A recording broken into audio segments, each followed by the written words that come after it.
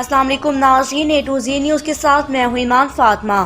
اہل Hadith youth force army کا تحصیل پتوکی کا اجلاس چیمبر موڑ منعقد ہوا، جس کی صدارت حافظ سلیم الرحمان صدیقی نے کی۔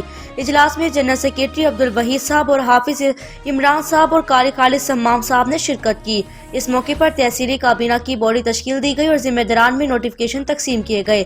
حافظ عبید اللہ یزدانی صاحب کو ناظم تبلیغ منتخب کیا گیا۔ ملک عبدالغفار صاحب سیکریٹری نشر و اشاعت مقرر ہوئے۔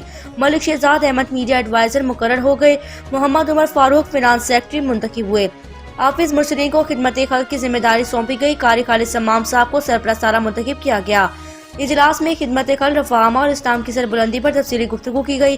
اجلاس میں الفریر ویلفیئر فاؤنڈیشن نے یکجہتی کا اعلان کر دیا۔ الفریر ویلفیئر فاؤنڈیشن اور یوتھ فورس آرمی مل کر کام کرنے کا عہد کرنے کا عزم کیا گیا اور ماہ فروری میں Ahle Hadith youth force army free medical camp, تبلیغی پروگرام سمیت دیگر رفع عامہ کے کام سر انجام دینے کے لیے بھرپور کردار ادا کرنا ہوگا۔